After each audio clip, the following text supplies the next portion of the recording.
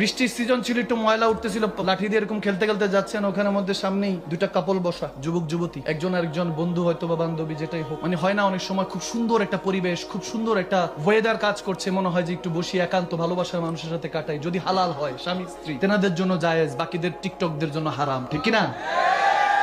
তো যখন তারা এভাবে বসে গল্প করছে, ছেলে মেয়ের দিকে তাকায়, মেয়ে ছেলের দিকে তাকায়, ওয়েদার কত সুন্দর, বৃষ্টি হচ্ছে, একটা আবহাওয়াটা অনেক ক্রিয়েট হয়েছে, ভালোবাসা, একটা লাভ মোমেন্ট, যখন যাচ্ছে লাঠির আঘাতে কিছুটা প্যাক ময়লা কাদা ওই মেয়েটার গায়ে গিয়ে পড়লো, জামার মধ্যে। প্রেমিক তো সহ্য করতে পারলো না, দৌড়ায় আসলো, দিছে এক থাপ্পড়, নাউজুবিল্লাহ।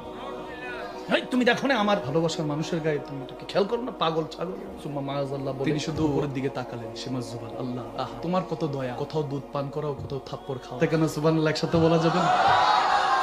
তোমার কত দয়া, কোথাও দুধ, কখনো কোথাও থাপ্পড়, जो तेरी खुशी वो मेरी खुशी, যেটাতে তোমার খুশি সেটাতে আমার খুশি। আলহামদুলিল্লাহ পড়েন না একবার?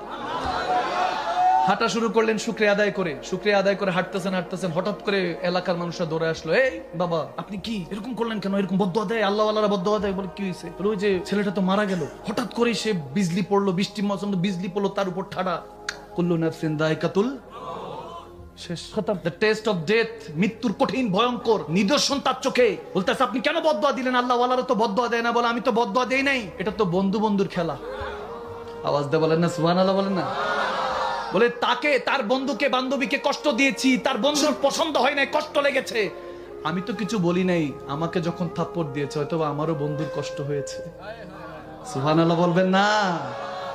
মান আরাফা নাফসাহু ফাকাদ আরাফা রাব্বাহু, যে নিজেকে চিনেছে সে আল্লাহকে চিনেছে। সুবহানাল্লাহ।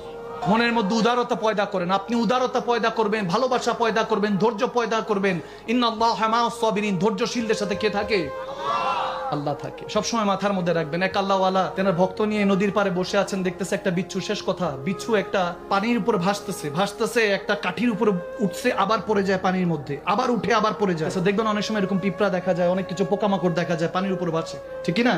পাতার উপর ভাসতেছে। তিনি তো আল্লাহওয়ালা ছিলেন, মাখলুকাতের উপর ভালোবাসা ছিল, তিনি চাইলেন যে ওই বিচ্ছুটাকে একটু কোনোভাবে পারে আনার জন্য, কিন্তু বিচ্ছুর তো স্বভাব ডাফ মারবে, আঘাত করবে, বিষ মারবে। তো তেনার ভক্ত দেখতেছেন ওই আল্লাহওয়ালা, ওই বুজুর্গ, যে তিনি ওই বিচ্ছুটাকে উঠানোর চেষ্টা করছেন, বিচ্ছুটা বারবার ডাঙ্ক মারছেন, তিনি সরায় ফেলতেছেন, এভাবে আবার ধরেন, আবার ডাঙ্ক মারে, আবার ব্যথায় তিনি হাতটা সরায় ফেলেন, এভাবে 6-7 বার হলো। তখন ওই আল্লাহওয়ালার ফলোয়ার যিনি ছিলেন, মুরিদ যিনি ছিলেন, স্টুডেন্ট যিনি ছিলেন, তিনি বলেই বসলেন, শেখ সে বারবার কষ্ট দিচ্ছে আপনাকে, কেন কষ্ট দিচ্ছেন? 7-8 বার হয়ে গেলে ছাড়েন না, সেই হালই থাকবে, আপনি উপকার করতে যাবেন সে আপনাকে ঠোকরে দিবেন, ঠিক না?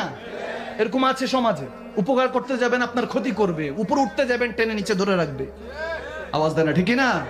যখন এটা বললেন